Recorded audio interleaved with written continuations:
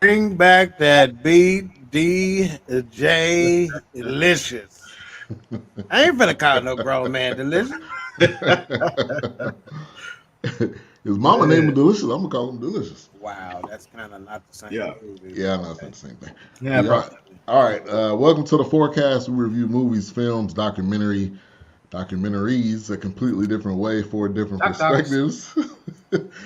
We are here for another great episode as we do season 2, episode 2 of High on the Hog, and we are excited about this episode. Brought to you by Gatorade Zero.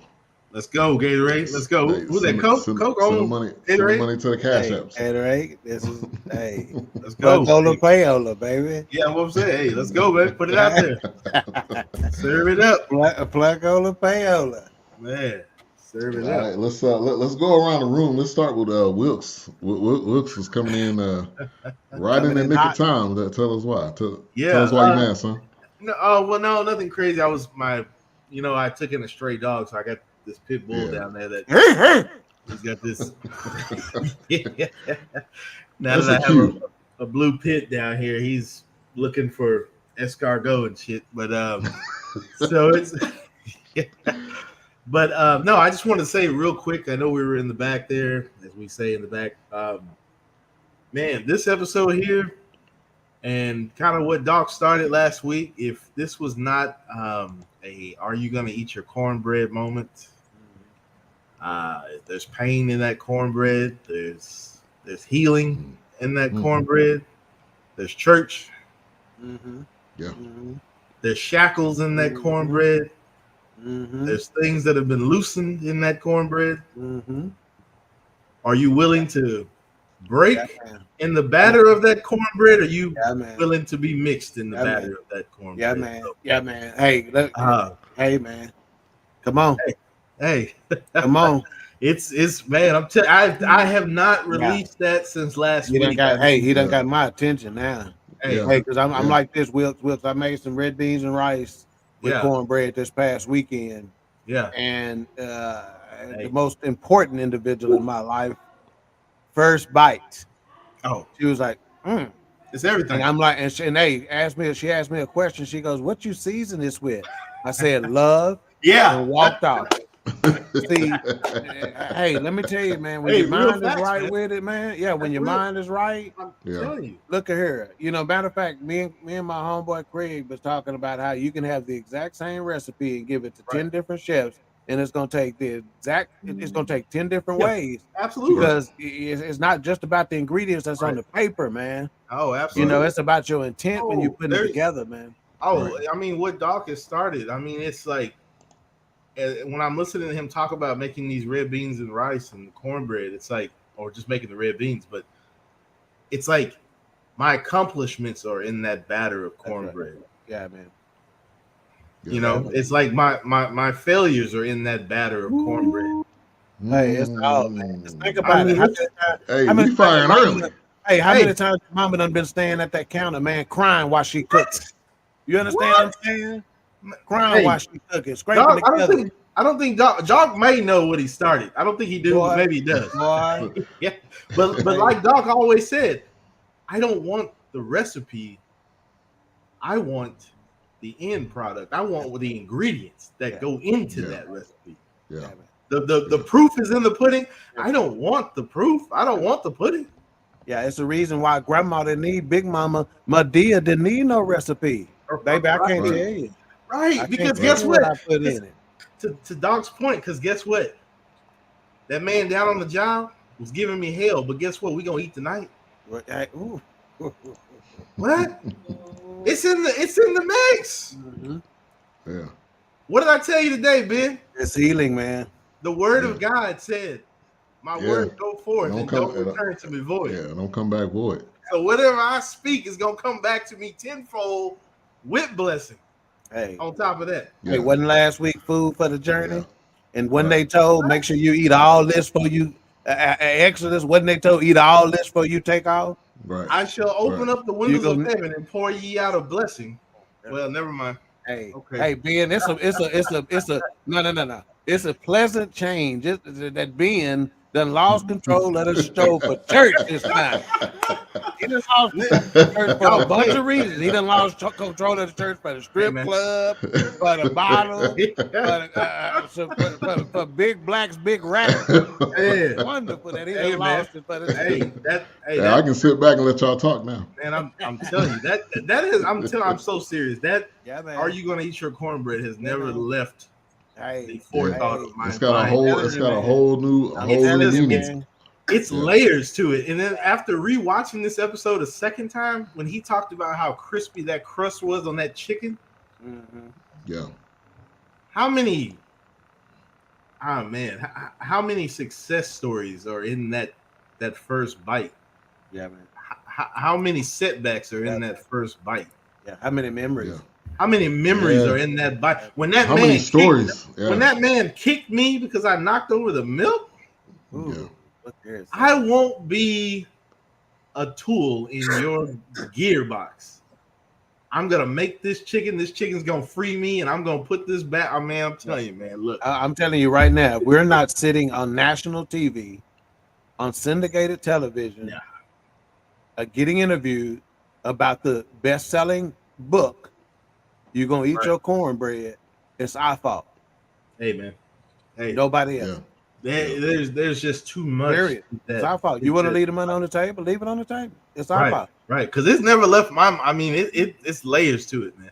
Yeah, yeah. I thought about it, and I was like, I need to make a clip of that. Like that one little piece right there was. It's everything. Was the whole episode. When you, it's like when I look at a pair. And I'm sorry, I'm kind of taking over. No, go for it, man. When I look at a pair of ingredients, I mean, yes, I'm looking at the end game, but you guys have helped me so much, just listening to H-Rap and listening to Doc and Ben and your mothers and fathers and parents. It's like when I see those ingredients, it's more of, man, that corn came over or those beans came over with us. I'm thinking about the show at that point, whether we talking about food or not, because every time we talk about something or view something, somebody's sitting down at the table, as the old folks would say, somebody is supping with me at the table.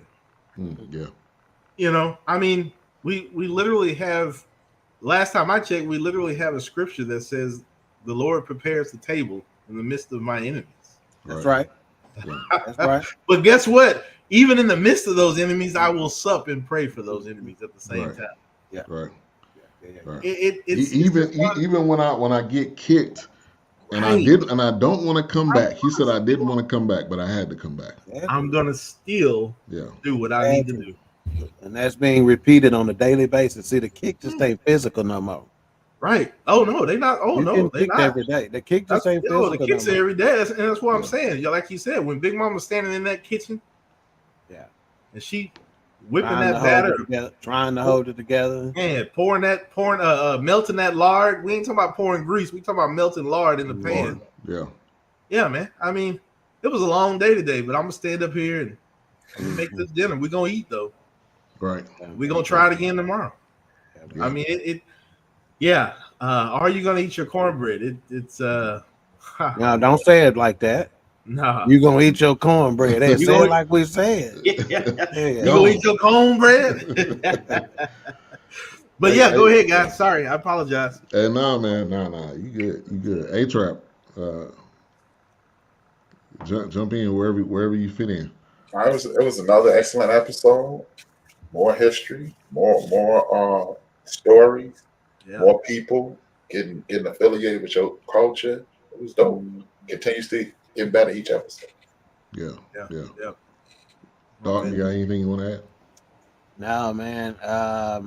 I can get this plot listed so we can get the specifics of the overall series and then the specifics of this particular episode.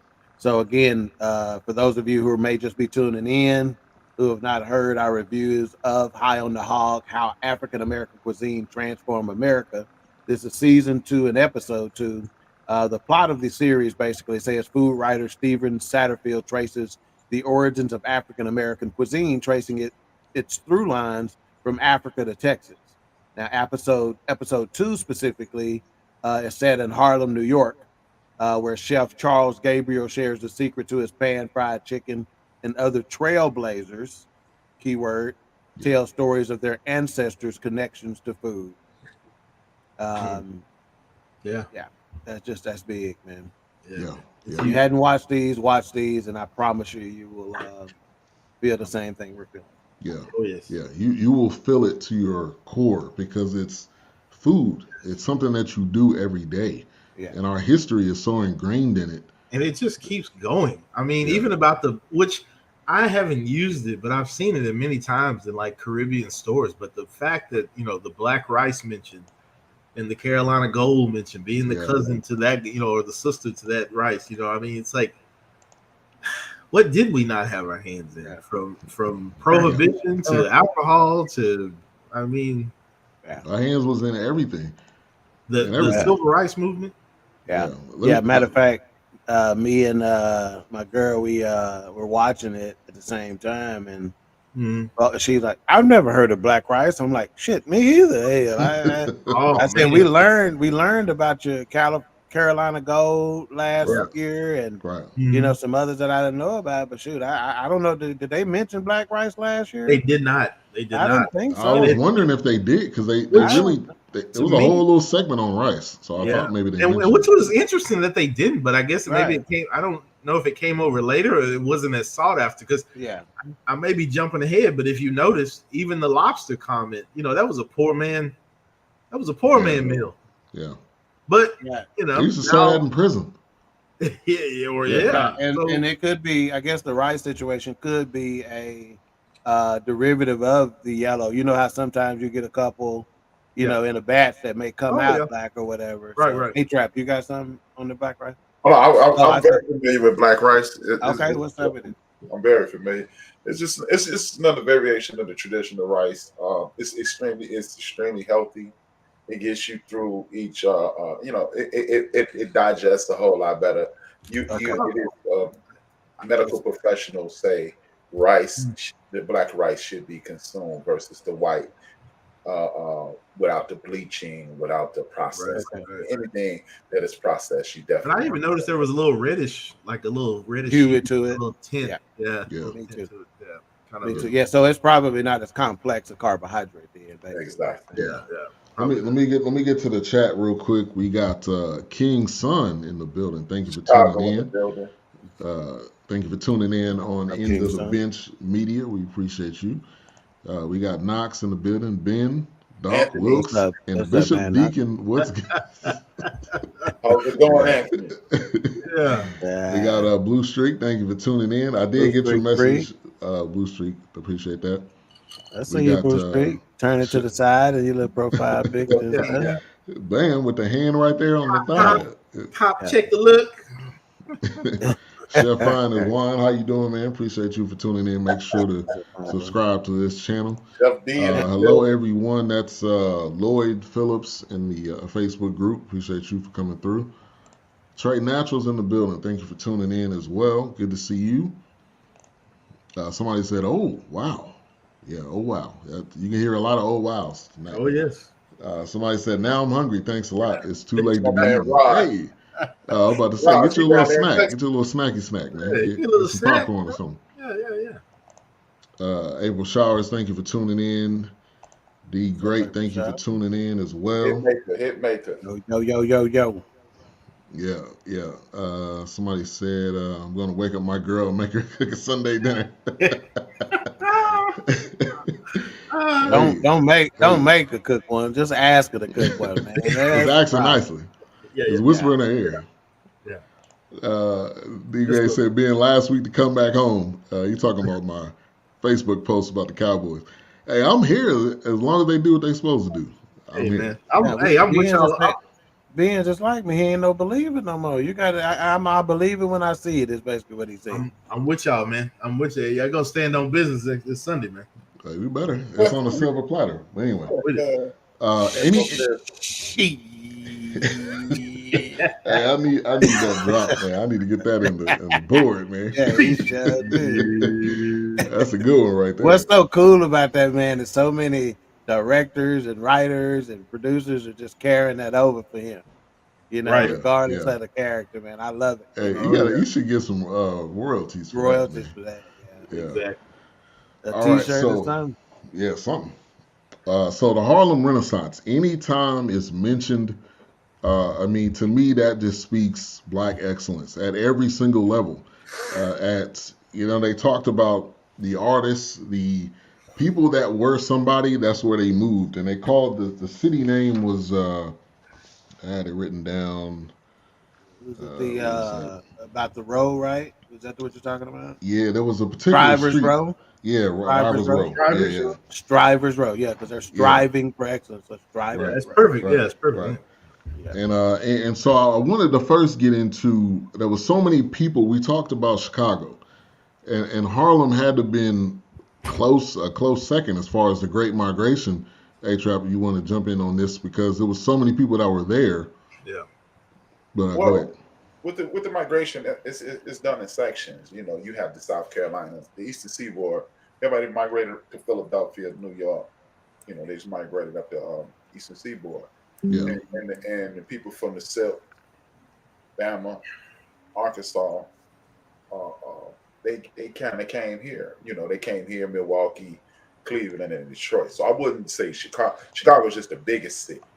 Yeah. Detroit, Cleveland, Milwaukee, they're not as big as Chicago. But even Minneapolis, Minnesota, a lot of us migrated there. Not a whole lot. That cold is mine. Chicago is,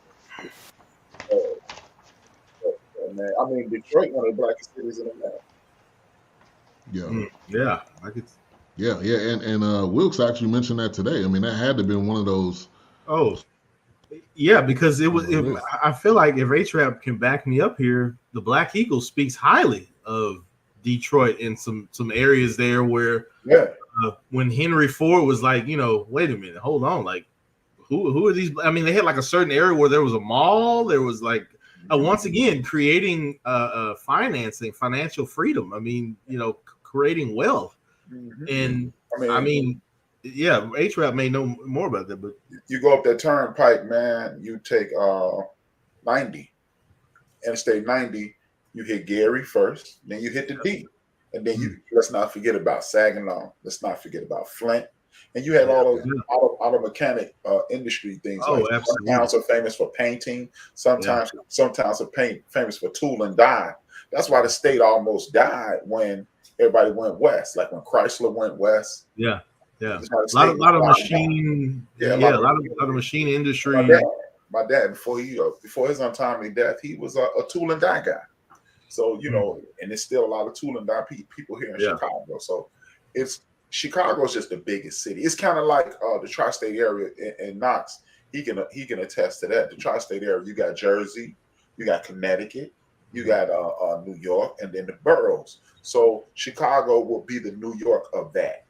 And then you got the Jersey will be the Detroit, Cleveland, then you got Milwaukee. So it's all in the train. Like the reason I believe that Chicago, and I think historically it'll tell you, and Wilkes will back me up on this, Chicago gets the most attention is because the railroads all intersect here in Chicago. Yes. I had to look that up. Yeah. So and that goes to the porters. Oh, even back to Tillman. I mean, maybe before Emmett Till. I mean, not Tillman, but Emmett Till. It was just like, and I told A-Trap because I couldn't understand, like, man, why is everything we watch or something I've seen, it always, I mean, even Ray, the movie talks about, I'm gonna go to Chicago and I'm gonna play in these clubs. So I mean, I had to look it up, but I don't know if I can't remember the name of the railroad. It wasn't like Santa Fe, but it was somebody else, maybe Pacific. UP. Yeah. I mean, they were big through Mississippi and Cleveland, and they talk about why does Cleveland get left out of the migration conversation? Because it was a junction, like it ran through that area of Cleveland and Ohio, and then up through Michigan and Illinois. But yeah, I had to look that up because I wasn't really versed on that. I mean, I'm not saying I'm a verse on it now, but it was just interesting to see that. Yeah. Because I didn't know, like, wait, why is Chicago such a Mecca, or even like a promised land, if you will, kind of type. Yeah.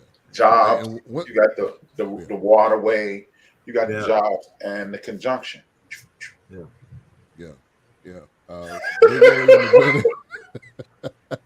A-Trap got that globe behind him, looking like. I love it, man. Who's the master? Showed up. My God, man. Who's the master? Showed up. Hey, the beginning where they started with the Langston Hughes, I felt like that was perfect right there in that Harlem, right in front of a brownstone. That was a great way to kick that off. Right there, I had made a mistake because I was like, okay, wait a minute. Why does she sound like the girl that was at the inauguration? I had to go. I'm like, I know she ain't grown that fast because I was like, the way the cadence, the way she was delivering it, it reminded me of her at the inauguration. I was just like, man, this is crazy. But yeah, that spoken word is always pretty powerful. You've got your own kind of delivery. Yeah, I felt like that kicked it off perfect. And anytime I see these brownstones, I'm sure y'all might agree, it reminds me of the Cosby Show. Oh yes, yeah. And they panned and they were going down 227. Yeah. All classic shows.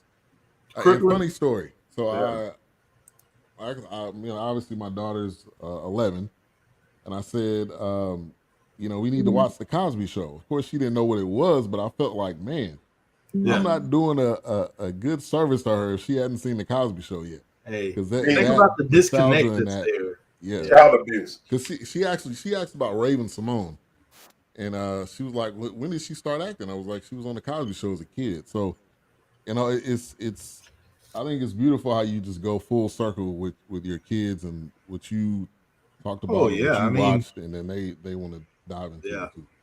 Yeah.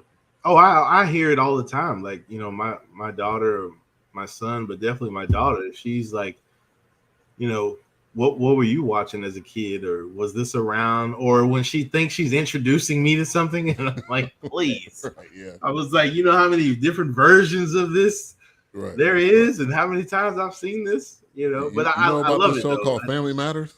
Right. I love it because it's just she's also kind of connecting those. My dad is old as fuck, but it's like it's one of those things where I'm trying to reconnect, but I get it. I love it. I love it. Yeah. And this comment right here, Chicago is the major hub of the Midwest rail, trucks, planes, and ports. Oh man, big, well-known trucking companies. Oh yeah. Yeah, I remember when I was going out to play some basketball after work with some coworkers back about probably about 12 years or so ago, and they looked at me and they didn't think I was much of a threat, and they're like, "Okay, we're going to play basketball with Carl Winslow." So they motivated me properly. So every time I cooked them that night. Yeah. And every time I hit, I say Winslow for 2 more. So you can't out. That's why you Winslow. Yeah, Winslow for 2 more, Erica. Yeah. I cooked them that night. Yeah. Y'all didn't know Carl Winslow could hoop, did you? Right. Yeah. All right. So that pan-fried chicken, Charles Gabriel. He moved from South Carolina to Harlem. They're doing it in that cast iron pan. That's it. Man, that was it right there. Gotta have it. Have one. You gotta have it. Yeah. And shame on me for not having a taller one that looks like a Dutch oven. One of them Dutch ovens. Yes, sir. Shame on me because I don't have one. Yeah. And I was drooling. You got a Dutch oven now? I do have a Dutch oven. Actually, it's my grandmother's Dutch oven.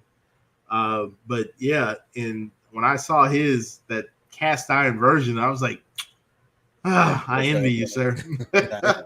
Something else you got to get, man. Put it on I got it. Hey, man. I'm asking for the crazy stuff for Christmas. What do you need with that? You know, and the thing I enjoy about this show is that it's not just he's gonna cook some food and we gonna eat it.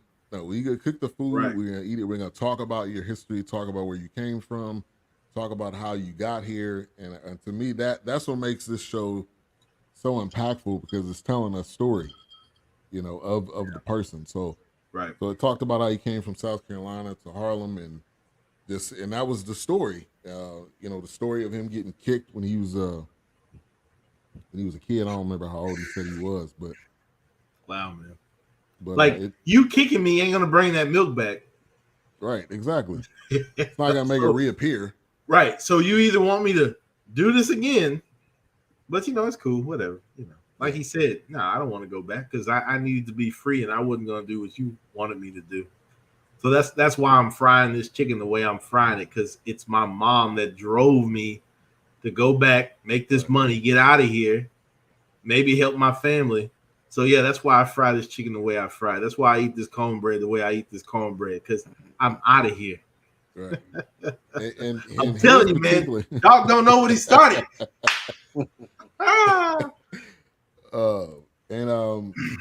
Him talking about how he didn't put any extra in it. He didn't put Wilkes. What did he say exactly?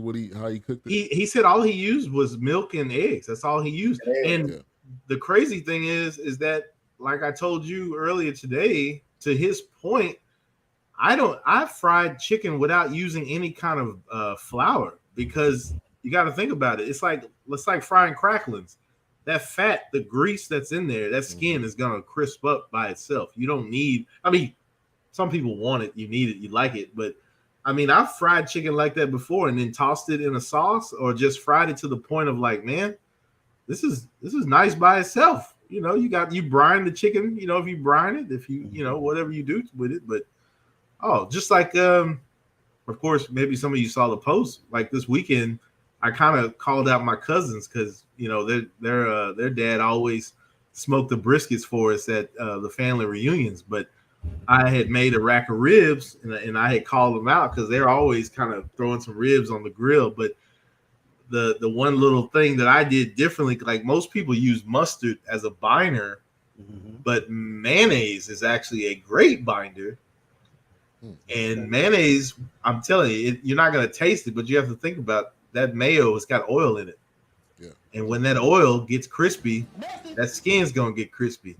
It's just eggs and oil is all it is. Mayonnaise. Mayonnaise. And mayonnaise. Name that movie. Gosh. I ain't going to say nothing. Officer and a Gentleman. I go say with the great Louis Gossett. Louis Gossett Jr. Yeah. Is he still I was about to say, is he barely? I was gonna say barely. Wow. Barely. He's restricted to a wheelchair. Okay. I hadn't heard from him much. We haven't seen him in anything. He's older than your grandmama cold, so. He was old then. You got to be up there. Lou Gossett. Oh man. Hey, you know what? Real quick, I have to ask, because when I was coming in, to the movie thing and Officer and a Gentleman, and I want to say, I think Down Behind Enemy Lines or something. It was another movie. He was in kind of it was a throw off of Top Gun, but it was a different version. But I'm maybe saying it wrong. But does he get any credit for his acting? Did he ever? I don't think so. I think he's underrated though. Okay, that's why I was getting that. I think Morgan Freeman before Morgan Freeman. That's right. Yeah. Well, yeah. Weren't they kind of doing? Yeah. Weren't they kind of acting and stuff during that same time, or was it? Who's that? Really? Morgan Freeman. Yeah. I mean, I'm sure, absolutely. More popular initially. They were probably rivals at some point. Yeah, because Morgan Freeman was on Sesame Street. Shit. I'm not kidding. Another show he was on. I'm not kidding. Electric Company. Electric Company. Yes. Yeah. He was the maintenance guy. He was the maintenance guy. Same thing. And the lady on there was from West Side Story? Maria? I think so. Yeah. What's up, CJ? Hey, check out right, CJ's CJ. channel. Make sure to subscribe. Just don't watch it at work, and don't have it on CJ loud. Money. Wilkes, you kind of look like Snuffleupagus a little bit, as you mentioned it. Thank you. Ah, yeah. Well, at least you didn't say Eeyore. One of my favorite characters. At least he didn't say Eeyore. Yeah, because I don't care what they say. I swear Parliament, man, the Night of the Thumposaurus, man. I'm sure that's where they got it from. Come on, man. Yeah. That boy, come on, man. That boy was high all the time. He was all the time. Come on, bro. You talking on slow deep, and everything. Man. Yeah, he from the deep. Come on, man. Now, as soon as he fried that chicken, I was like, man, that would be good with some waffles. And then they panned over and had the chicken and waffles already there. We got you, my brother. Don't worry. The ancestors heard you, my brother. Don't worry. Yeah, well, you see how he told how that came into vogue, basically, because he said it was too late for breakfast and too early for lunch. So they merged the two. Right. And now you have your brunch. See, you thought your rich Europeans is who came up with brunch. Right. Nah. Come on, man. Nah. That's what I'm talking about. That's just like when I was watching out of necessity. Right. And that's just what I was saying earlier about the lobster and the shrimp. They didn't want the shellfish. They didn't want anything to do with that. People nowadays who figured that out, that was poor folks' food back in the day. Yeah. And now they got y'all paying an arm and a leg for it. Easy with no problem. Because I wish you would walk into somewhere talking about I want the Maine lobster 10 pound. Oh, it's gonna set you back about $46.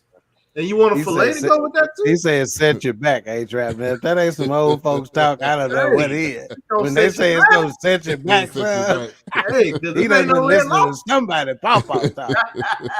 Oh, you know how? Hey, man, it's all in me, man. It's all in me. You pull up in a new car, you pull up in a new ride. What's up, nephew? How much that set you back? How much that set you back? Yeah, that's right in line. Well, let me hold something. Young blood, he good for it. Yeah, come on, young blood. Yeah. Man. That's like he mentioned, I was like, oh, and so now it's bougie. What you mean? It wasn't bougie when we was eating it. It wasn't pedestrian. It was pedestrian when we was eating it, but now it's bougie. What? Right. Stop, bro. Like he said, we were in the lobster and oyster business. Like listen to that, lobster and oyster business. Yeah. When y'all wasn't thinking about it until we laid our hands on it. Right. Now we need to take it. Come on, man. Now we need to take it and do it. If you think about it should have been obvious that was poor people food. It's crustacean. It's on the bottom of the ocean. Yeah, the roaches of the sea. Ain't that what they call it? Yeah, exactly. Eating them king crabs, them spiders of the sea. Yeah, we out here. Yeah, I didn't pay my bills this week, but I got these king crabs, though. Yeah, okay. Sure. Whatever. Yeah. All right, Kiki. Whatever. You gonna say? You love me. Are you right? I'm swinging tonight. I'm swinging tonight. Oh no, that was it. I was just saying, it should have been obvious. And then to this show, I never thought about it being poor people food. And then when they said it, I was like, right, yeah. Ain't no rich people out there fishing. Fishing is a working man's job. Right. Thank you. Right. Exactly. I don't want to eat that. Really? Yeah. Just think of who. Like it's a song out there that say who's zooming who. So it's like who was zooming who back in the day. We said even caviar. Who's zooming who? Yeah. That's a delicacy. Was that somebody hustle back in the day? And said y'all can't get this. No, you can't get this. Hey, was that the Lenny back in the day? My name is Lenny. What you want? I got plenty. It might have just been a hustler.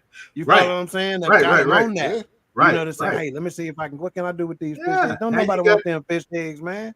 Watch. Now you got blue caviar out here costing $400-$600. You paying an ounce. You paying $1,000 for 2 ounces of blue caviar, man, on a cracker. What? That's thin as booties out here. Like, what you doing, man? You serious? Stop, bro. Pause, man. Hey, pause. Yeah. Yeah. Pause. And it's talking about the cracker. Talking about the sorry guys, the entrepreneur, the gear shifting. Sorry guys, I apologize. Yeah. The Pigfoot Mary. I mean, talking about the hustle and selling the part of the selling the part of the pig that they were used to eating, but they couldn't get. Yeah, because where they were up north. So I mean and she was a millionaire. Make that mention, Ben. Make that mention. What's that movie mention? Go ahead. No. Make that movie mention. Go ahead. Yeah, just in real estate holdings alone, she had $375,000. Right. Real estate holdings alone. Back then, today's money. Oh my gosh. Yeah. So you remember Hoodlum? You remember what's his name's friend Mary? Yeah. Was that Pigfoot Mary? I'm pretty sure it was Bigfoot. Unless it was an indirect, maybe because of Bill Duke. I don't know if they get the licensing for the name. Right. But no, I was wondering that. I don't know, but I was kind of. I mean, they're in Harlem, and I'm sure. Yeah, I don't know. Yeah. It's a likely assumption. Yeah. And so they end up going to Milton's place and the Cecil, and there was, a mixologist that they met down there and an owner, and they were really talking about how, like, even though it's not talked about a lot, food was a part of the Harlem Renaissance. But mainly we see the artists, we see the musicians, the painters, and all that, but they had to eat, and they were eating from their own people. So I felt like that was a huge moment, because I don't really when I think Harlem Renaissance, I don't think about the food, but this is kind of changing my perspective that was intertwined in it. It wasn't a part of it. It was in it. Right. Yeah, they basically said jazz and food go together. The Harlem Renaissance and food go together. And at some point, they said it became a deal that it's not finished until we eat. Right. It didn't matter what we did for that day. If we ate, it ain't over. And if you think about, so just to move from that jazz and food situation, and you think about all the hole in the walls, the speakeasies, which they talk about later on. Think about how big a role food plays in that. You talk about, such movies as The Color Purple and stuff that has those kind of, that's the only thing they didn't talk about in The Color Purple. There's some food going on absolutely. back there in the kitchen. Like the barbecue man ain't outside our clubs for no damn reason. He didn't just come up with that idea on his own. We've been eating out the club. That's what I'm saying. And stuff like that. That's just part of it. And to Doc's point, it's kind of like one of those things where, like he said, you think he's just sitting out there setting up a tent, getting these plates, and I'm sure Doc can probably attest to this, and we all can, being, been in different jobs and positions. You usually are taking corporate or whoever out to eat, because after that long ass meeting y'all just had, crunching numbers and making moves and sealing deals, you're going to eat. Right. Right. You're going to eat, because that's another extension of. Matter of fact, some of your biggest deals are made. If it ain't the golf course, it is a restaurant somewhere. Oh, and absolutely. That's still a big play in New York. New York's in Manhattan, especially. For your big time attorneys or whatnot. They closing deals with either clients or other attorneys to merging firms, exchanging cases. You probably getting more cases settled over a meal than you do in courtrooms in New York. Man, how many movies have I watched? I see you, CJ. How many movies have I watched where they're having a meal before they go sack another country? They're eating before they go to war. Yeah. I mean, I'm about to pretty much destroy what you've built when I'm done eating this pig that they've roasted or this chicken that they've killed. Right. I'm finna come in there 300 men, 1,000 men strong, but I ate good. I fattened my bellies, but then I'm now finna waste some blood tonight. But whatever. Yeah. So I mean, food is just what it is. Now I'm finna wet your shirt, man. Okay, and don't worry, that ain't red dye on your shirt, man. Yeah, chopper hit him in the side and create a slow leak. Yeah, chopper. I'm just saying. Just saying, man. Yeah, it's crazy, man. Food is connected to everything. I mean, no doubt. Yeah, it's what it is. Now, I felt like a major highlight of this was Alexander Smalls, the gentleman he ate with. You killing me, Smalls. Biggie Smalls. Yeah. But he was really his story of how he was in the opera. He wanted to be a major opera singer. Oh yeah, but he couldn't get there. I can hear it in his speech. Yeah. Certainly could, man. Right. He couldn't get there. He didn't have the opportunity, so he created his own, having the first fine dining restaurant in Harlem, which that's huge. He didn't even look that old to be doing that. I just want to say this. I want to ask a question real quick to Ben's point. Him not looking that old, really. I think he's just rocking what came in. But when he laughed, did you hear like music in his laugh? Yeah, it's this whole conversation for me. Like when they said he was an opera singer, after hearing him talk, it was not a surprise at all. Okay, it's like, matter of fact, I felt silly that I didn't predict it based on hearing him talk. You know what I'm saying? I didn't predict some of this kind of conversation. I mean, there was almost this tone of like a note or something. That's Even when he laughed, he carried the note. No doubt. It was like, can't help it. I thought it was just me, but it was just like, him talking about being opera and being on the theatrical arts, theatrical arts. It was just kind of like, man, like it's even in him. So he studied at something that he wanted. Like he said, it's just there was a glass ceiling. But I just think if he could have pursued that, but he said, you know what? Maybe this is a different direction for me because I can achieve power in a different way. Right. And he spoke on that, made some very profound points in stating that, we sometimes can't have a seat at the table, but we can own the table. Right. And he said food has power, which is touching on what we've kind of been touching on this entire episode. And he goes, he who wields the spoon wields the power. And think about that. I thought when I heard that line, Wilkes, I thought about you. Because I'm like, think about how many times we were the ones who cooked. We knew we did all the cooking, and we became the focal point, the centerpiece of that family gathering, or whatever the case may be. He who wields the spoon holds the power. And Ben can attest to this. When I'm cooking at work, it's like, and like I tell them, anything that I make at work, you're gonna to a degree and to an extent. Because if I had a bigger kitchen, it'd be a different story. But shout out to work. But it's just I want you to eat like I eat. I mean, Doc said it last week. When I make that chocolate cake, I am trying to put my foot in that chocolate cake. I want Doc to enjoy that chocolate cake. Part of it is the callback. When I make the call and say no, like that's it. That makes it worth the money that I spent, the time that I spent. The kitchen I had to clean up. It makes it all worth it. And even if he never did, I put something out there in the universe. Yeah. Because even if he shares it with 2 people, 3 people, it's not something that I'm just, man, he didn't text me or he didn't post it. I don't care about that. Because that's not where I get my joy from. When I'm mixing those ingredients, I mean, I'm even the person where I'm not reaching for Hershey's chocolate on the shelf at the store. I'm importing Dutch chocolate because why not?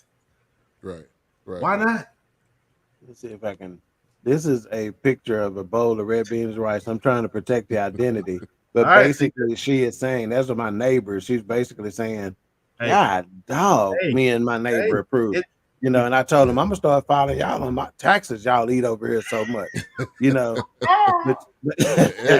you want, you can send me that picture. I can put it on. Because I'm not. Okay. Yeah, it's just like with Doc, and I know Doc, he's the same way. And I don't know if Ben, he may dabble a little bit in it in A-Trap, but when you're cooking for somebody, to me, it's not even for a wow factor, but I want to make sure it's enjoyable, it's edible. But at the end of the day, it's just like, man, did you get full? Did you get enough? Did you enjoy that? Because like I told Doc, and I've said it before, I made that cake 3 times before I've actually tasted it. So I don't know what it tastes like the first, second time. It took the 3rd time. And my daughter, for my 11-year-old daughter, does not even care about, well, she loves chocolate chips. But eating a chocolate cake or eating anything chocolate, for her to almost get 4 slices of that cake. And that's a 3-layer. That ain't no little old bitty cake. And ain't no small cake, man. And she knocking it down. And she knocking that cake down with no problem. And she don't even care for chocolate. I'm thinking, what the hell? I couldn't eat 4 slices of cake. I don't think I got it was over a course a few days, but the fact that she kept coming back for it because she doesn't eat chocolate like that. Yeah. I mean, it's the touch. It's just the one of those love things I where was talking about. Yeah, and like I said, when I mixed up when Doc requests that chocolate cake, I literally have to put on with that chocolate cake because I want him to enjoy it and remember it, and it's not done because I need accolades. That's not why I'm doing it. I'm doing it out of the genuine love. That's why he asked me how much it cost. I'm like, man, I don't know, man. I'm not doing it for that. Just like my wife, when they ask her to do an art piece, she doesn't know what to charge because she's just doing it because she loves to do it. I have a cousin right now that's coming up. He's going to I think he's at Skyline, but he's in an art class right now that is an elective. And of course, my uncle, he's like, man, you drawing like David when he was coming up. I was like, because that's what I love to do. But when I saw it, but here was the problem at Thanksgiving.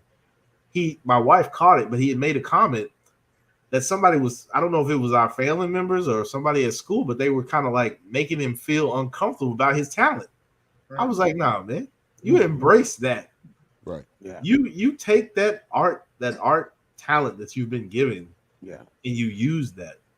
Yeah. Most people, that's why I was telling, and A-Trap heard me say this, and this is going back to maybe even Louis Armstrong cover, or what a wonderful world, which they opened up with Louis Armstrong in this episode. I mean, think about how many artists were on a type of drug because they had to cope. Music, the drug was helping me stay focused to drop these notes.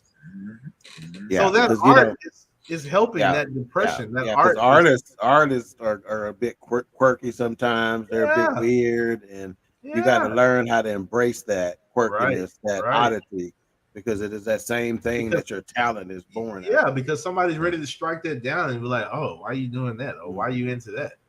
Right. So I lift my cousin London up in that regard because he is, man, I love to see it. When he showed me the stuff that he showed me at Thanksgiving, and he's got a portfolio, he's got a sketchbook, and hell, I've got hundreds of them downstairs. But I was like, man, you go with that. And I love to hear my uncle and my aunt, I love to hear them pushing that. And I love to hear his mom pushing that because they knew me as when I was growing up, I was always drawing something. I was always sketching something. I was always, hey, look at this. Hey, look at this. So they promoted that, and I love to see them promoting that in their grandchild. So, yeah, man, I just try to, and my wife jumping in there because she going to, her going to art school and drawing and painting and graphics and all that. I mean, her even like boosting it, like, hey, you keep doing that. I mean, the fact that she even wants to hang some of his artwork in her office, it's like she's. Oh man, she's amazing. Yeah, I once wrote this poem, Wilkes, to encourage people like that. It's called Normal, and one of my the bridge on it basically, or the tagline in it is basically normal to who? Just whose eyes are we seeing this normal through? Right. What are we to do when more than normal will do? Exactly. And it went into that, and it talked about yeah, man. And I can't tell you how many young people, man, that I didn't get at to. Who I knew, they were just a little, they made great grades and they were, trying to do something different in their life than what other folks did. And I knew they were looked at as, as awfully strange, Right. Because again, I know our view of normal, it is a trick anyway. Right. Yeah. That's why I say normal to who? Exactly. Because I learned something in that Tupac documentary, which was, it was about his mom, I guess, more than anything, but when he was in there too, but it was like his love for theater.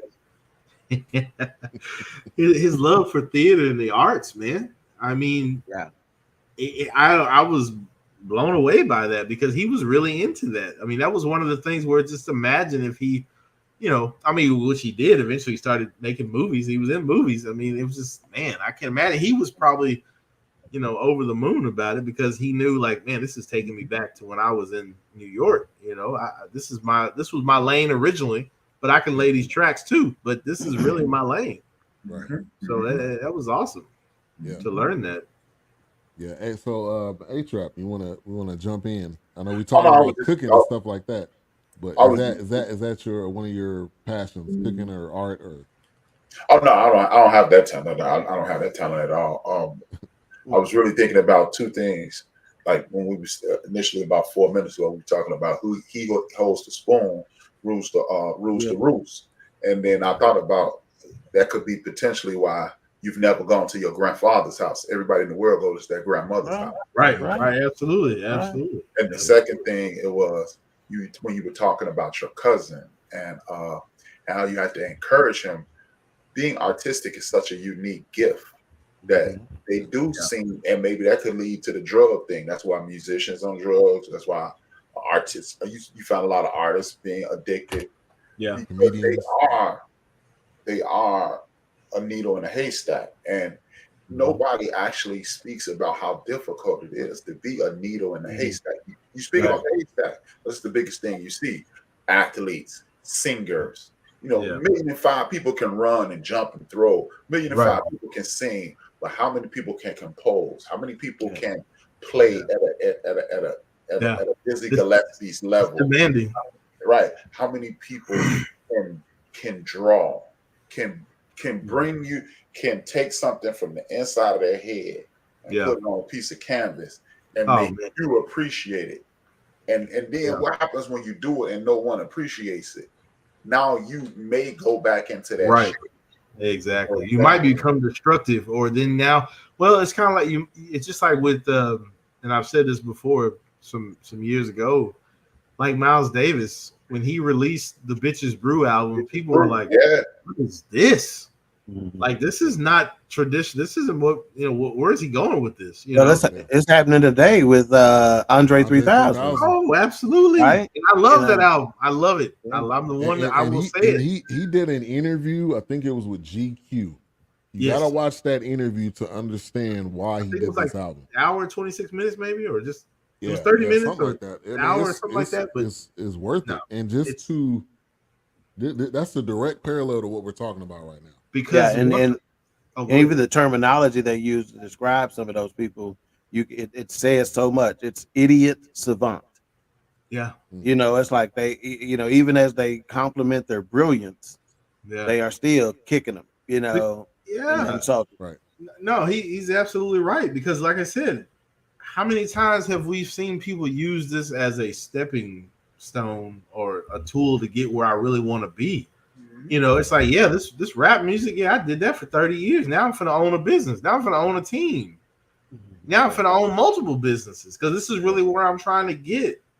Because we've always heard, oh, why is it that sports is the only thing that gets, inner city kids out of their situation? But now it's more like, oh, well, they're turning that into becoming a business, or they're making their own. Yeah, exactly. A dude is a business mogul. And I just seen this post that his business made that his son is executive vice president now. And which one? The oldest one? I think the oldest one, But I now can't think of his name right now. Yeah. But his business or his corporation owns the Commanders, part in the Commanders, the Dodgers. Yeah. And I think it's another team that they big, own man. as well. But I mean, I think he's part owner of the Sparks. Yeah. Okay. It's amazing from him from basketball to where he is right now is right. Amazing. Yeah. Quick shout out to those who've sent us some likes and whatnot. Lloyd Phillips Jr., Daryl Lee Owens Sr., Nithin Ramachandra. We appreciate your likes and whatnot. If you're out there listening on YouTube, Facebook, please hit the like button, hit the love button, give us some likes, give us some hearts, share with your friends and family. We appreciate it. Appreciate you. Thank you. So I wanted to get to that museum they were talking about with Joy Bivens. Oh man, the Harlem Schaumburg Museum. Huge. And some of the books, the menus, man, that was amazing. I was like, I have to go there. I will say, I want to just say this. I don't know if anybody may have caught it, and maybe you did, but did anybody see the recipe for fried rice on that menu? I did not see that. Fried rice was on that menu. It was a quick scan over, but I was just like, fried rice? Don't tell me we got our hands in everything like that. Yes. Come on, man. You gotta go back to the first episode. The sisters were sneaking rice in when they were being captured in their hair. Yeah, absolutely. Rice was essential. Rice was a big thing. I mean, that's why I think I made a comment on when we went back in that first season. It was like, man, we were teaching them how to plant it. We were teaching them how to grow it. Yeah, because they didn't know how to.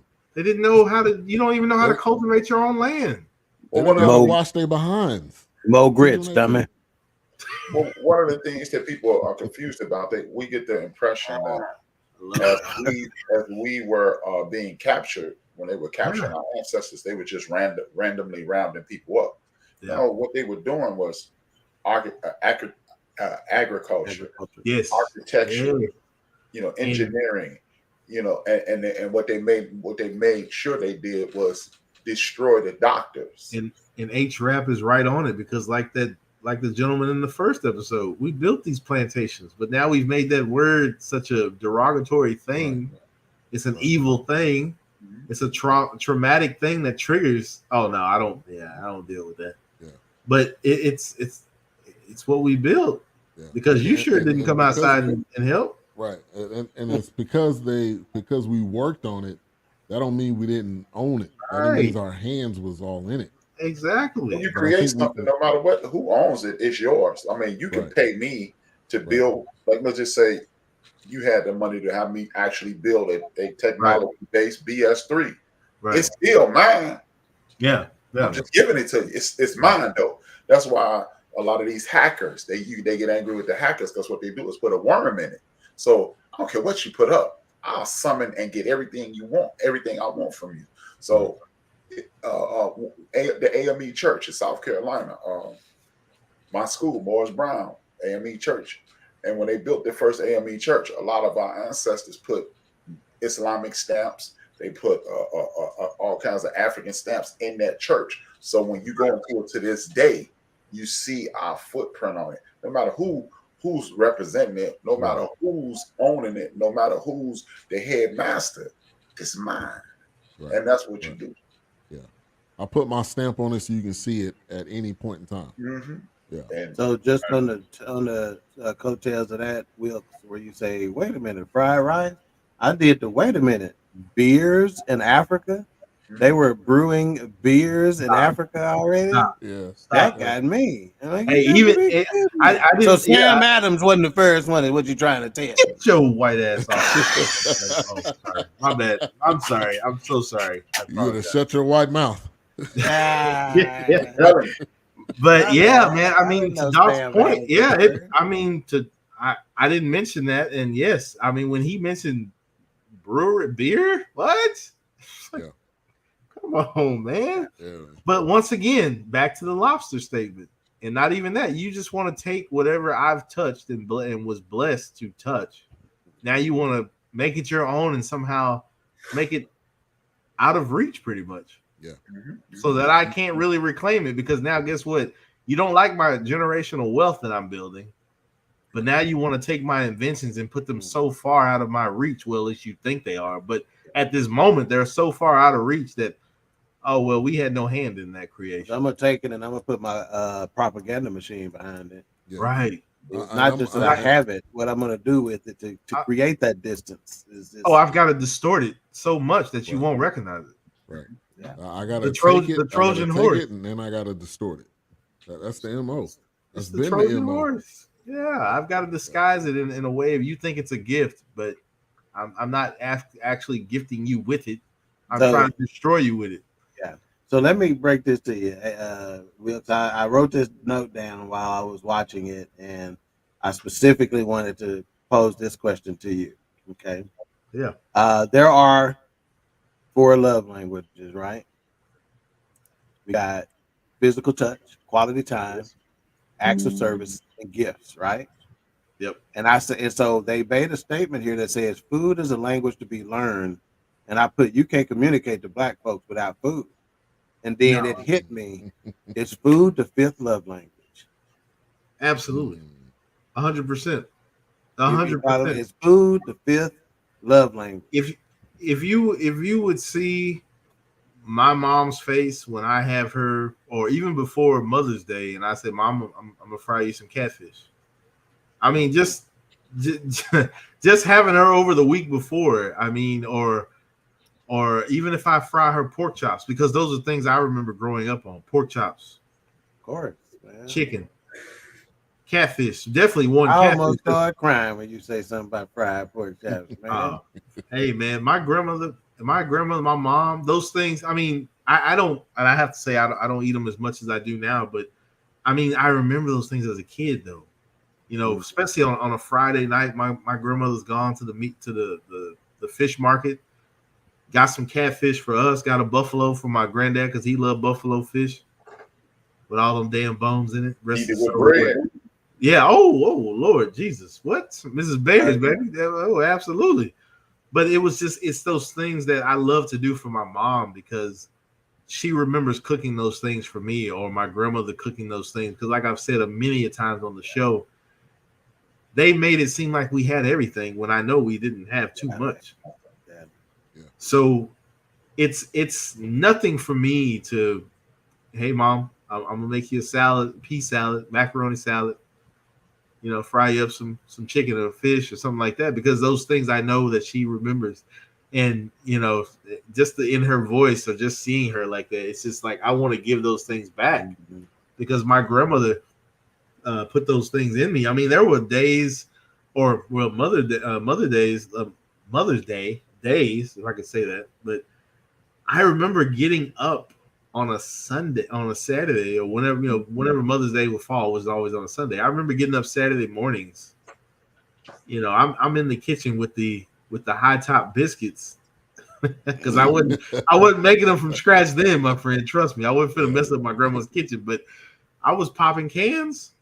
And before they were up about 7:30, I done made pork sausage, I done made biscuits, eggs, toast, because that's what I was. That those things were put in me to do those things. You know, it's like my grandmother was always, my grandmother was always standing in the kitchen on a school morning, getting us off to the bus stop. So at least I could do was say, well, let me get up early and let me go put some biscuits in the oven.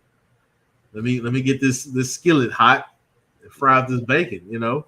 Every time I'm in the kitchen, you in the kitchen. Man, hey, it's just what it was. I wanted to give those things back. So cooking for me, and to answer your question, which was so long-winded, I apologize. That's the best answers. It's another love language. It absolutely is, because it's just, I mean, hell, I don't care if you've had an argument. And I don't care how mad I am. I'm gonna keep cooking this meal, and when you eat it, I might walk off. But when you're done with it, we can finish talking about it. But absolutely. And a prime example. Absolutely. After you get the worst whooping of your life, your mom said, "Come in here and get some of this." Right. Come in here and get some of this food. Right. Why you sniffling and crying on the meatloaf? Right. She knew you was gonna need it to hear them whelps up and shit. Hey, that's why. Right. Oh, but you got plenty of whelps. You still snotting, but you food. It's so funny that some of the simplest food items are connected to the memories. Which I remember when we were kids, me and my sister, you know, and it seemed like it was more the winter months. She'd be in the kitchen. She'd have the oven door open, you know, because that was the heat in the house, you know. Yeah. And she would just basically scramble us some eggs with some light bread. I'm gonna call it like we used to call it. Scramble some eggs with some light bread. She didn't toast it and then just scrambled eggs and light bread. And I'm gonna tell you right now, I've never had scrambled eggs with more flavor, and I've never had light bread softer than those mornings, because and it had to be 79, 80, 81, somewhere in those particular years, man, to where that's all it was, just scrambled eggs and light bread. But when I say, man, them meals, I don't get a better meal out of Bob's Steak and Chop House now than I did. No. And that's it. It was 2 items, scrambled eggs and light bread. Because it's that simplicity. The bread and fold it. Hey, man. Oh, put it in the bread and fold it. Oh, gosh. Now you got real softness going on. I'm telling you, it's that's why I said, dog, I think he does, but I don't know if he really understands the magnitude of, are you going to eat your cornbread? Mm-hmm. There's memories in that batter. Yeah. There's memories in that scratch, in that bowl. It's like when I put all these memories together of the hurt and the pain and the success and the achievements and the healing and the growing and the pouring, I got to give this back. Speaking of that, man, I used to keep, man, some of the skillets and plates and bowls that my mom and them used to use. I hated to get rid of them. Yeah, I don't want to get rid of them. They was too. Man, I had some green hard plastic bowls that we used to eat out of all the time. You know, that's when them colors was in vogue. That olive green, that dark brown. You know, when it came in them set. That's right. That mustard yellow. That's right, man. I don't want to get rid of them. I know they out of style, but they said so much. They had so many memories attached to them, man. Yes, because it's just like, hey, to this day, I have my grandmother's rolling pins down in the drawer right now. And that 3-layer cake, it's made from her cake pans. See, man. Those are her cake pans. See, man. Those cake pans are probably older than me. That's why, man. There's something with that, man. Dude, I kid you not. With that. Oh, you think Pop Marley done got all that shit out of there? No, there's something in there, baby. No. There's something in there you can't get rid of. That's why your smoker don't get good. Those cake pans till it's falling apart. They may be as old as my mom. They might be old. I know they're older than me. Those cake pans are her cake pans. When I make that pecan pie, that plate that she has with the ingredients engraved in it, I'm making that crust in that plate. Yeah. It's an extension. So just like he said, when he took that chicken to Harlem, this is my mom's recipe. Okay, so let's put this comment of Bree Mac up. This is my cousin out of East Texas.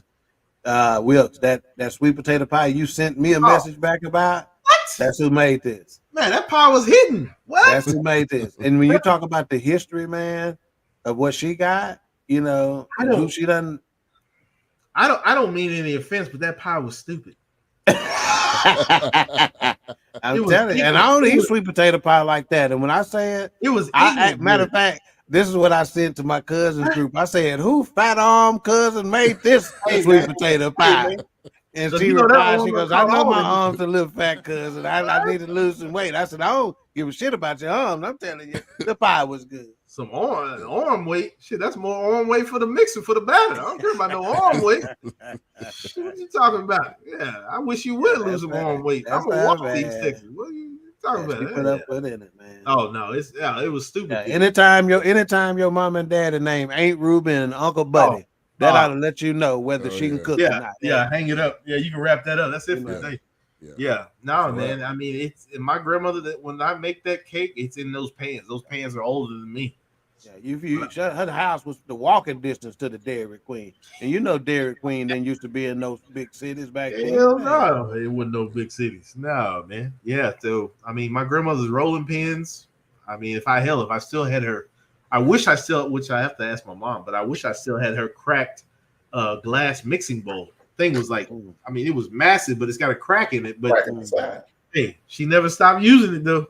I don't know where it went. It's probably still with my mom. Hey, too much for this.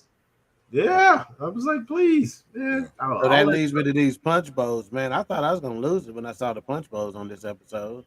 Yeah. I had no idea they had so much nostalgia. And think about it, you don't see punch bowls nowadays, man. Ain't nobody using them. And my grandmother got most of the time. We used to them punch bowls, man. We used all the time, man. Centerpiece. Mm-hmm. Oh, it was definitely the centerpiece. It was like a chandelier for the table. Yeah. And that was kind of their bragging rights. When you came to this party or you came to that party, what I'm gonna have in this punch bowl, that was my signature. That was my bragging rights. That was my, they got some dope. She got some good, and all these punches. Think about these rum punches and all these punches that are just static in society nowadays that started from that kind of stuff. Yeah, because now they're putting them in those damn spout. The spigot, the ones things. It's like they don't use punch bowl. Right. I got 3 of those, by the way. So I've adapted. Trust me, I've adapted. I get it. But those, hey, you ain't go to no baby shower without a punch bowl being out. And then I give $1 to the first person to say what's gonna be in them punch bowls. Nah, you didn't. I know. Let's see if y'all know. Ginger ale and lime sherbet. Man, you better watch out. What? Huh? Oh, I tell my mom that concentrated fruit punch and 7-Up. That's what we was putting in. My mom makes one. I tell my mom. I ask her. Look, I make them sometime myself at the house, just sitting here on a Thursday night. Just cuz. Are you kidding? Just cuz. And then they make them tuna fish sandwiches and cut them in them little triangles. Yeah. Ain't no fat kid for no reason. I done went to the penitentiary behind honey buns. Hey, I'm gonna smash this whole plate. Hand me them tuna sandwiches. Go ahead, they try me to say something. I'm not. That's why I said let Wilkes out of floor last week. I knew it was gonna be this. Oh my god. Yep, dude. Man. I'm enjoying Wilkes. Oh my gosh. Wilkes touched me a couple of times, but like the last thing I did with my grandmother was make our breakfast. Yeah, that's what I'm saying. I mean, it's just like, man, those things I never forget. I mean, even my grandfather cooked. And I mean, it wasn't just yes, sir. I mean, even my grandfather would cook. I mean, let me tell you something, man. Yeah. His fried catfish was his fried catfish. My grandmother's fried catfish was her catfish. My mom's catfish was everybody had something different, but they weren't trying to imitate each other. Different. Yeah. My grandfather's catfish, because he told me to get out there and cut that yard, and I didn't want to cut it. My grandmother's catfish was, well, did you rehearse your Easter speech? My mom's catfish was, well, your teacher called me today and said you were talking in school. Yeah. But I'm gonna fry this catfish. So it's just one of those things where it's just like Ben's point. I may be getting a switch. I might be getting these webs. I might be getting my ass beat, but I'm gonna eat good. Hey, but you get the best meal. Hey, you ain't gonna be able to sit down for a couple of days, but you get the best meal. Like our European brothers and sisters that send their kids to bed without no meal. I'm gonna send your ass to bed without dinner. Shit, we didn't do that. Because I gotta still send you to bed to eat, because then you gonna think I don't like you. And then you can tell the people at school that you didn't eat dinner last night. Shit. And I don't need to come into my house. I don't need to call me. Hey, because when them corduroys start rubbing up against them whelps on your leg, man, you can't. Hey, man. Hey, man. When you get ready to leave the house, you get ready to leave the house. Don't be telling them folks all my business. Oh, shit. Real facts, as they say back on all my business, and I'm cleaning it up a little bit too. I'm cleaning it up a little bit for TV. Right. Now go in there and wash your face and get back in here and eat this plate. I'm telling you, what, man? Please, I'm telling, man. This episode, how on the hog period, but season 2, I was so hyped for. Most of these people I do follow or have followed on social media before this, but it's just great to see them. And I mean, just to share my stories with you guys, with my background in cooking, and my grandmother, like I said, she had me in the kitchen early, about 6 or 7 years old. My first, of course, I mentioned my first dish was French toast, but now it's like elevated. No, it wasn't Wilkes. No, it wasn't. Oh yeah, I'm sorry. Doc said it was breast milk. No. Let me go ahead and correct you. Oh, your first dish was mud pies outside. Your first dish wasn't edible. It's true. You were cooking back outside. Back in the day. You thought it was. You was eating mud pies. We used to take them old pie tins that mom and them used to use and we throw away. We take them outside. And we make the mud pies. But again, you didn't eat them. But we was practicing out there. That's what we played. That's how we did it, man. You flipped them over. So that's your first dish. This is true. You got dirt in your mouth, but you ate it. Yeah. You changed it from a couple months ago. You probably asking what the hell you doing, but why are my dishes outside, boy? Right. Sorry, Mom. Hey, trust me, I done snuck a fork or two outside. Hey, I gotta stir some. I gotta add this amount of water to this dirt to still get this mud consistency. You won't let me take the whisk outside. Hey, good times, man. Take me back. Real quick, I wanted to shout out Tom Bullock. He had a book called The Ideal Bartender, and that's were some of the drinks that they were making. Did you share that picture I sent you last time? I did. I can put it back up. You want to? Yeah, please, because I don't think I remember seeing it. Did he share it last week? Yep. Yeah, I got it right here. 1 second. It reminded me of this. It reminded me of this book. Here you go, right here. Oh yeah. Well, that book right there. I saw this on Facebook somewhere, but I don't know that I saw it during the show. But I should have got, and I don't know what I was thinking because Doc has made cocktails and different. It depends on what version of the simulation we in right now. Because it changes week to week depending on which part the sun in. You know what I'm saying? Right. Yeah. This fool said you said. Hey, man, the stuff you be saying, man. I be like, this nigga lying. No, man. Hot dog. Is this a simulation I want to call in or the other? No. You want to step out of this one. Okay. Yeah, pass this one up, man. Pass this one up. Yeah. Pass this one up. What they say? What the God damn? Why be goddamn? See, you don't talk about art and what in our culture, man. There is an art to everything, including language and how we cut. Yes. God damn. The man who said it the best, man. Yeah, because it's got a little stank on it. You know where it's coming from. You know where it's coming from. Yeah, man. Oh, man. But yeah, I was pumped for this. I ain't laughing at you, Ben. I'm laughing with you. But hey, and I thought one of the things that needs to be said in this episode, since it was so Harlem, this chick said something that was so powerful, man. She says, I show up as Harlem everywhere. Gotta represent. So that means that's exactly what she's saying. I show up as Harlem everywhere. We got to mention her, Shay McCoy. Yeah, man. And she had, I thought she was about to. It's a powerful. About to rhyme a couple bars, man. There's some powerful black folks in this stuff, man.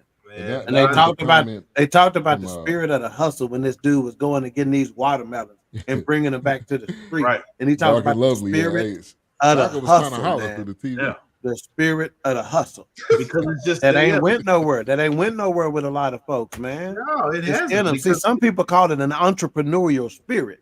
Right. Okay. But it ain't nothing but the spirit of the hustle. Man, see, I used to work with a chick whose husband used to always see some chicks. If that's who'd have been on his squad, if that's who they've been yoked up with, they'd have been like, I'm tired of your get rich quick schemes. Whenever he had an idea, she tried to do what was necessary to execute. Yeah. And that ended up being a contract with Walmart with an advance, a six-figure advance, just simply because she says, okay, baby, describe to me what you're trying to do again. Well, I just was saying that. Do you know the mattress pad that go on mattresses? Right. Yeah. She was sewing the prototype at the house. Right. Is this what you're talking about, baby? No, it's supposed to talk like a little. Like she goes, you talking about a comforter? No, it's like a fitted sheet, but it's got the pad at the top, so you can. So she putting this together, and all of a sudden, Walmart stroking you a check for $100,000 because they know we can sell a whole bunch of these. Easy. I'm telling you, that's what I'm saying. When you had a woman that supported this idea, like you supporting this artist instead of them saying you silly with this. Oh, you got these get rich quick schemes. Some people got this spirit in them that's called the spirit of the hustle. Okay, don't knock it. Just like what Doc is saying, and we go back to the gentleman frying the chicken in the beginning. We have people that have, in even the host mentioned it. I've gone to. Oh, sorry, my bad. Trick, get off me. So we talking about the person. Like, I mean, he's gone to. What's going on? What's the problem? Here we go. Here's our what did I say of the day. That's what we need to start doing. We need to start giving a gift certificate every day. If you can, every week. If you can tell us what the hour and minute of the show that Wilk said, what did I say? Each episode. It's normally right around this time. Yeah, pretty much. Yeah. I mean, even him mentioning, going to some of the top schools and being in, but they couldn't teach you that art of the hustle. That gentleman that's frying that chicken, he's not sitting up there finding the finest chicken. He's not prepping the finest ingredients. He's taking milk, spices that my mom gave me, dunking it, and throwing it in some grease. He's not sitting up there teaching you how to make a bechamel sauce. He's not teaching you the Escoffier sauces of France. He's not sitting there doing that. Wow, he's showing out right now, bro. So I forget about driving around the block, helping the police. Yeah, thank you. Well, I'm showing out. What, OB? No, I'm not. With your terminology. Oh, no, sorry. Shit, your sauces sound like my jackets I wear. Yeah, man. Get you some of that. Yeah. So I mean, it's just one of those things where it's just like you have those. That bunch of things you couldn't even pronounce. Don't touch that coat. Yeah, nope. Hands off my chinchilla. Ho. Yeah. Wow. See? What? It's always this line. And I'm pretty good about coming here to the line. Wilkes is going to obliterate it. A line? Run right through it. A line? What the hell is that? Please. All right, let's. Don't worry, I love the ladies. Not calling y'all this thing, man. Hey, I was got to eat too. Didn't y'all see the Facebook when I sent Mecca a cake the other day? that Wilkes made when I put on the outside. He talking about me. Tell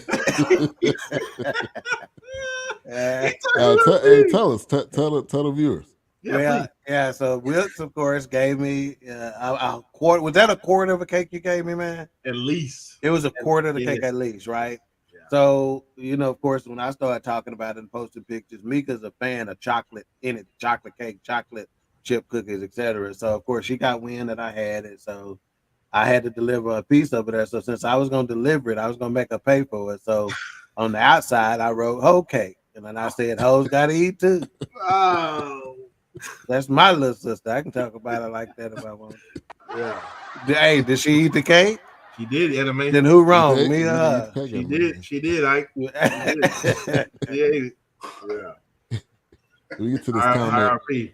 Shockey said, "When I go to NYC during the summer, I gotta find bro selling watermelon. Yeah. No one on the south side of the Chi sells watermelon and fruit. That plates. fruit bowl, that homeboy, that fruit bowl, homeboy they made, man, look so good. It really did. With the yellow, he got yellow meat watermelons, and hey, that's another thing I'm gonna ask y'all. I think me and Wilkes done discussed this before, but y'all familiar with yellow meat watermelon? Oh man, gosh, yellow meat. They are much more sweet than the red meat watermelon. Hey, when I tell my mama I got that. some yellow meat watermelons from the country, she is like, "When you bringing it by here?" Yellow. I didn't even. I'm glad I learned it. That's why I said I'm so glad that I grew up in the time that I did, because my grandmother introducing me to that. I didn't know what the hell yellow meat watermelon was. We always had the red meat. And my grandmother brought one home with that yellow belly. She cut into it. They sweet. Woo! They so sweet. Matter of fact, I like my women like I like my watermelon. Yellow meat. Yellow meat to the bone. That boy said, "I need that yellow stank." Oh, my bad. See what I'm saying? I go to the line. I'll admit that. I'll give you that. I stipulate to that fact. But he obliterates the line. I don't see what the issue is. All right, no, A-Trap was about to correct Shock, I think, about them selling watermelons. About this comment about the fruit plates. 83rd and Stony, homie. Fleck, you around there. He around there. I don't even know how you doing there. 83rd and Stony. He said, "You in there knee deep." He said he fronting for the gram. Hey, Wilkes, matter of fact, they doing all that you get the hell road construction. They doing that road construction about when you come out your subdivision where you and my sister live. Yep. Yeah. And they used to sell all those. They can't no more because because they messed it up. Yeah, I'm like, I'll give him another place to go. Hell, I used to stop by that joker. Yeah, because he had on the way. They had the tacos, they had the tamales, they had the fruit, the watermelons, the pink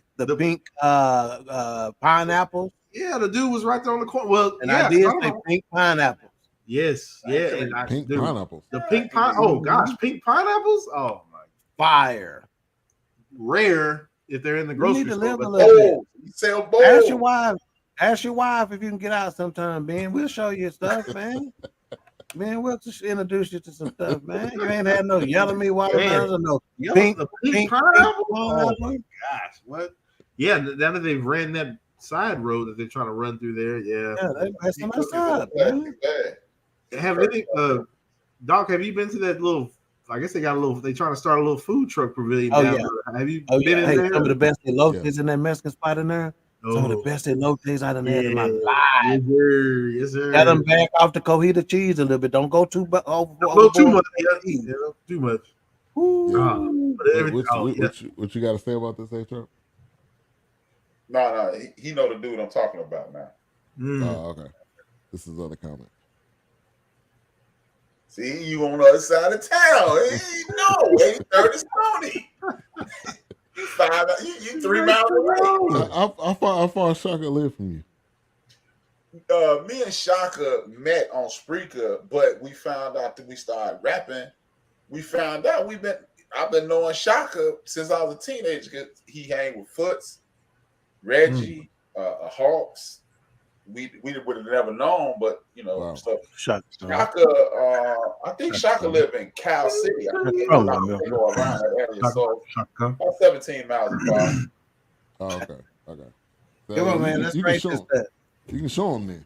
Yeah, he closer to it than me.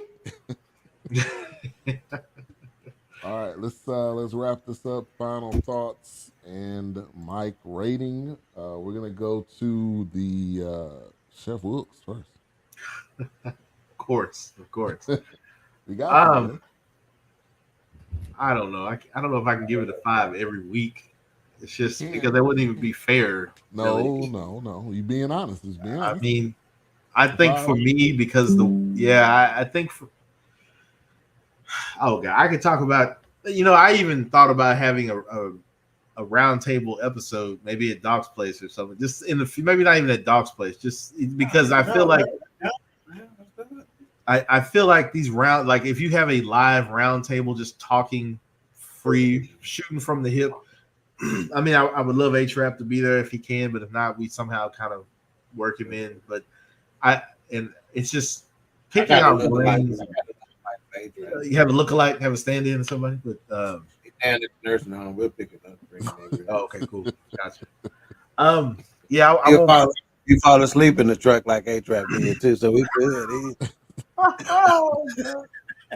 Don't let him do you. Come on, man. Yeah, it's true. It's facts. But yeah, I mean, I can't even tell you how much this whole season for me is in my wheelhouse. The things that I'm learning from this and picking out and what Doc I don't know if I say this again, kill me, whatever, but that, are you going to eat your cornbread? It is like it did what it's supposed to do to you, Will. It has struck a nerve, a chord, whatever you want to say, but I have to give it a 5. Cooking is literally something I just enjoy. And I know people wonder, well, why haven't you opened a restaurant? I don't know. I don't know if that's my lane quite yet, but that doesn't mean it's not. Don't let them force you into that too. That's right. It's one of those, just like we tell, God called me to preach. Okay, but he didn't say you needed a church. Thank you, man. Thank you, man. Thank you, man. It's just one of those things where you carrying it, you preach it on a daily basis if you're doing it right. Thank you. Yeah, thank you. Surely. So it's. But trust me, I see the love from the people. I see the ideas. Don't think I'm not. My brain is not running 1,000 miles per hour. I mean, hell, when I go to a grocery store, I am in my spot.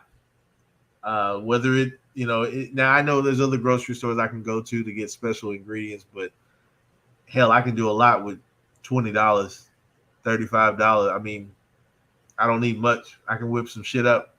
Now, I've had bought some dimes, flip those, and then Now I have taken some things and bought some expensive ingredients, but in my mind, they're not expensive because what I'm trying to plate in art is another form to me when I'm on I mean, somebody said something last week about, is the plate like a canvas? Absolutely. Oh, yeah.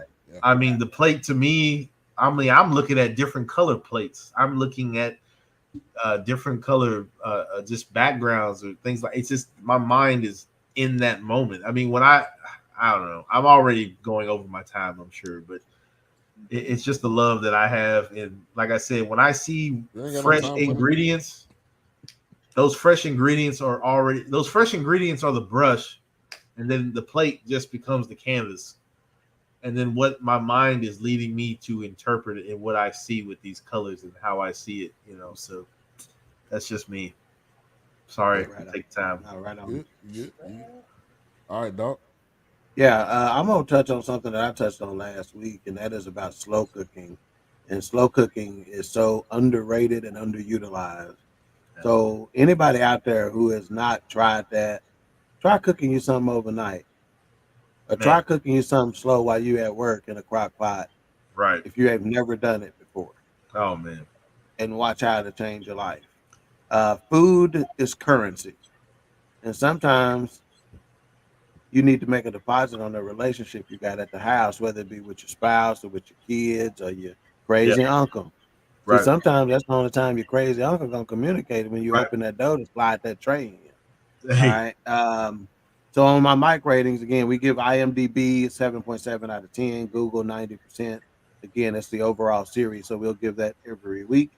My mic rating, unapologetically, without hesitation, is a 5 all day long. I anticipate the rest of them will be a 5. I would be shocked if we go to episode 3, we go to episode 4, and it's not a 5. Yeah, I didn't. Yeah, my rating, I didn't want to seem like I was overzealous and acting crazy. Thought it's just me, and like H-Rap said, there were some things that I mentioned that may have pulled his string and touched him there, but hilarious. I don't know, man.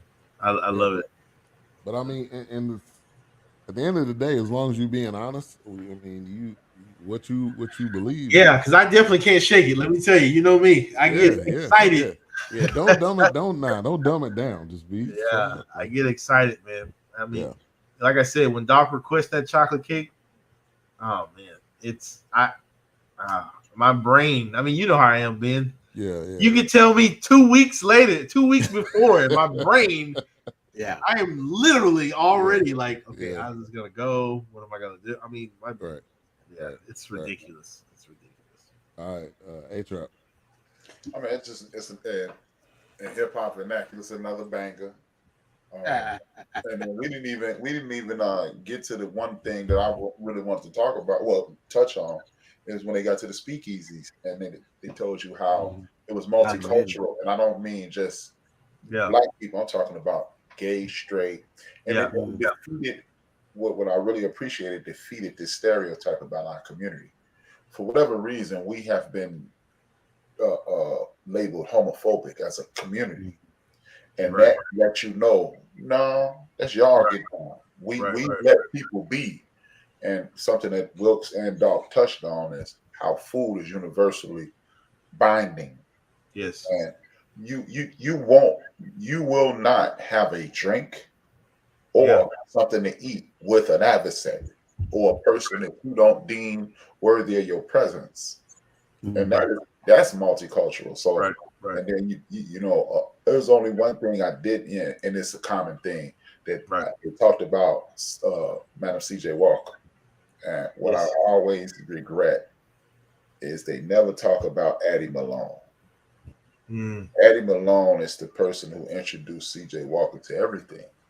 And they talk about CJ, but they don't talk about Addie. But I was hoping when we saw the CJ Walker, I was touched that the CJ Walker house is now a museum, and it's a functioning home, and it showed the grace, the excellence, and the superior taste, the superior philanthropic spirit, and the superior spirit that we have throughout the world, and we touch everybody. We make everything that we touch even more glorious. So again, 5, no questions. And Wilkes, even for next week, man, you ain't taking too much time. Bro, you on your lane. I'm loving it. Yeah, it's just one of those things that just I get overexcited, so I gotta watch how much conversation I'm taking. Because I mean, even with the tears in my eyes, it's excitement because I Oh man, I mean, it's something I love to do, man. And to your point, H-Rap, when he was talking about like the adversaries, I mean, how many movies have I watched or documentaries I've seen or just movies really, in their period pieces? You've invited an adversary into your home and they pretty much don't touch their plate. That's an insult. That's an insult. You're not going to sup with me, even though we're at odds and I'm trying to work it out, but you don't want to sup with me because you're still uptight. I mean, nerd moment. I watched the hell out of some Star Trek, so the Klingons were the same way. If you don't want to drink blood wine with me? What? You know what they're taking me to, Wilkes? What's that? Luca Brasi. That's why he did it. That's why Luca Brasi died, because he had too much pride. He had too much pride. And drink with those dudes. He couldn't sit there and sup with those people and drink. And it was just like, man, that's an insult, man. I bring you into my house. You don't, I mean, I'm trying to figure out, well, hey, you know, there's a truce between us right now. So it's like, how do I extend this olive branch? And it's like, you don't want to, you're not even taking a sip. I've offered you my finest liquors and spirits or whatever the case is. And I tie all those things in because, you know, even when we got started with this whole thing we didn't even have a name at the time, but food is just always connected or looped back to what we've talked about. But everything we've watched, food has, hell, even I can't think of it right now, but the one Western that we covered, it ended up in a bar with singing and dancing and eat. I mean, it was just one of those, whatever keeps the booty loose. But anyway, it was just one of those things where it was just like, wow, this is crazy. What's wrong? You on mute, Doc. I don't know if you're talking or not. Oh, he on mute. Oh, yeah. What? He had this frown on his face. I don't know what happened. Yeah, he on mute. We can't hear. Oh, nope.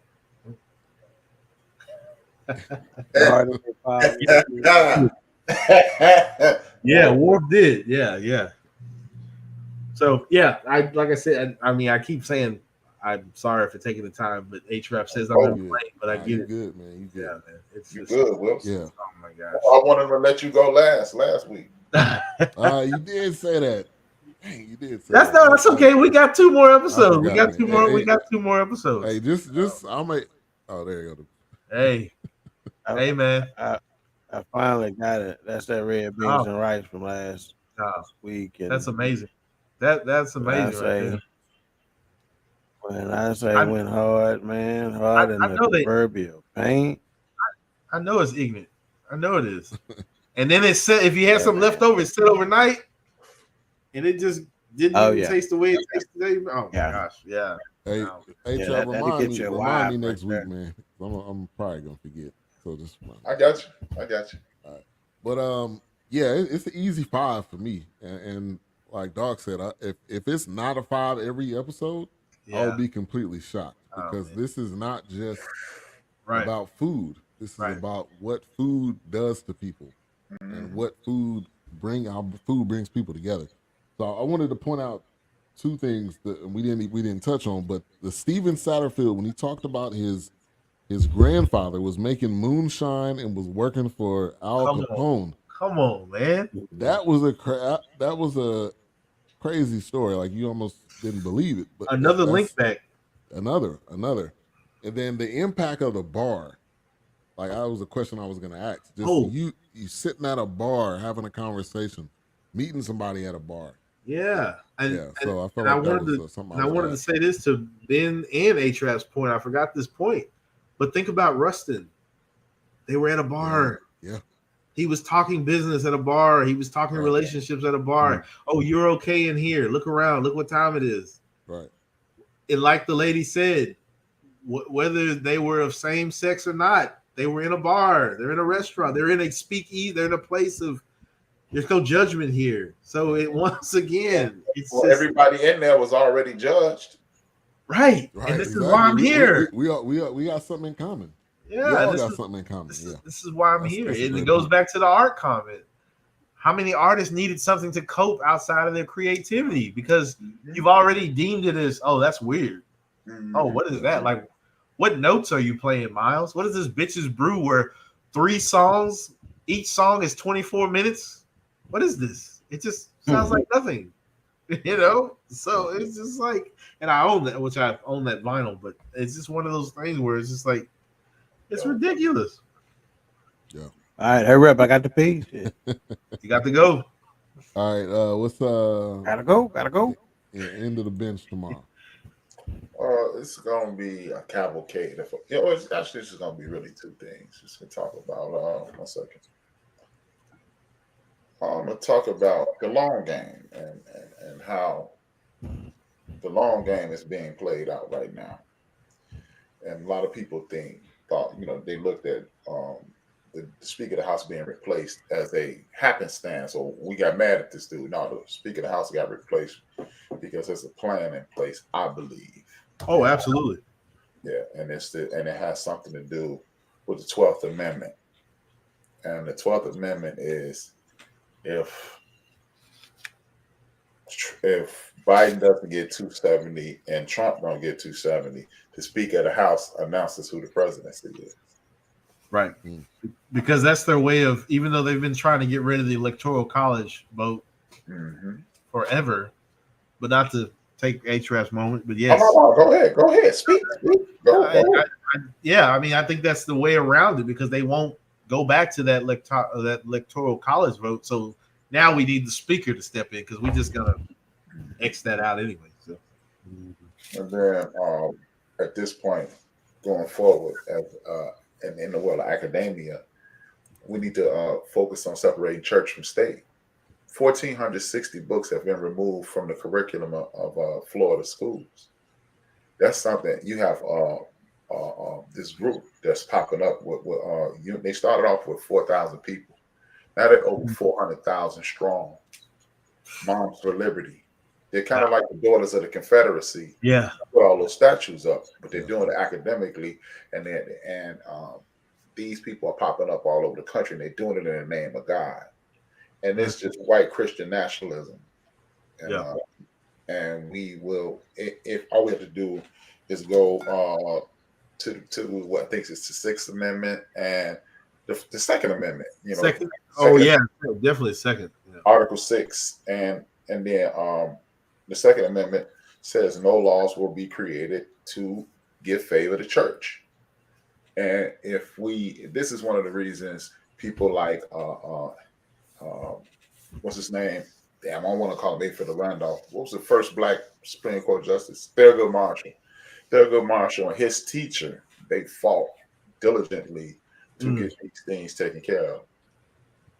And we have stepped away from constitutional law, Barack Obama and his wife, Michelle, and we've gone into corporate law for the money. But when you go for the money, you get reamed in the end.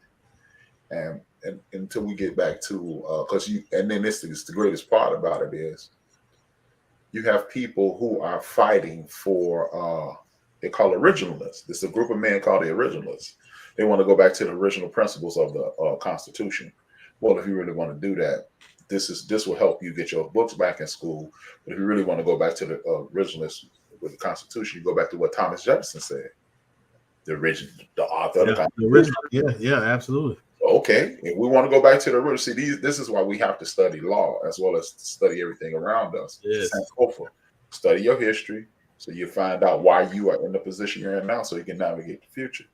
Yeah. But if you want to do this, okay, fine. The originalist, the dude who wrote the Constitution, guess what he said? This thing should be rewritten every 20 years. Yes. Yep. Yeah. No, it should. Because I feel like much changes. Yeah, because the same laws don't even right now. And I feel like the amendments were written on a standpoint of, oh well, yeah, you can carry the gun. And then it's just like, well, no, you can't do that. Well, then Amendment 3 says blah blah blah. Well, wait a minute. Then there's Amendment 4. It's like, all right, well, we gotta get Doc out of here, man. All right, Queen Thing King tomorrow. Respect, RESPECT. Man, is what we're talking about tomorrow. We have special guest host, the Gilliards, Jeff Gilliard of the upcoming This Dope Cooking Show, and Latoya Carter Gilliard, the doc from the Perspective Show here on BS3 Network as well. Right. So is respect given or is it earned? What about if you demand respect? Do you lose something because you demanded it? Shouldn't your behavior demand it without your mouth demanding it? What about Miss Shirley across the street? Mama made us call her Miss Shirley. Right. She didn't demand it. Right. So it's a little bit different. So yeah, we'll chop that up in a couple of different ways tomorrow. Respect and all that implies. So. Can you throw in one more? I hate to do this. No, yeah, definitely. Throw in silent respect. Okay. Yeah. Yeah, definitely. Because it's not something that needs to be outwardly done. It's more of consistency and repetition, I guess. Right. Yeah. Did your mama boyfriend make you call him Mr. Charlie? Shit, your mama make it? Because if you make me call you Mr. Charlie, it's a little something different. Come on. Yeah. No, you're right. That ought to be an interesting conversation. Yeah. All right. So the end of the bench tomorrow at 6 Central, and then Queen 3 and King at 7 right here on BS3 Network. It looked like you got something. No, I was gonna say something, but then I thought Doc and his sisters would have to orchestrate that. I mentioned something about us having a round table, but I'd love to see King 3 and Queen kick that off with a round. But that's just we brought it up on the 100th episode, so I'm sure they're probably thinking about it. Yeah, no doubt. All right, go ahead and close us out, H-Rap, and then I'll give a shout out to our sponsor. As usual, we'll close it out with a song. S-E-E, he is everybody. Y-A-L, L is because I love you. L-A-T-E-R. See y'all later. Get it? Mr. Robinson Neighborhood. Mr. Robinson Neighborhood. All right, so I want to give a shout out to Sheer Alternatives, the 100% organic products for a healthy smile, and they have toothpaste, teeth whitening. They are Black and veteran owned. You can check out some of the products right here. Go to sheeralternatives.com. Strengthens enamel, kills harmful bacteria, detoxifies below the gum line, and keeps breath fresh. I use it myself, highly recommend it. They are at the Dallas Farmers Market every Saturday and Sunday. So if you live in the Dallas area, it'll definitely be an opportunity for you to check them out. If not, scan this QR code right here or go to sheeralternatives.com. We will see you guys next week. Episode 3 is the Defiance. So we definitely going to get back into High on the Hog. So come back next week, same time, same channel, and we are out.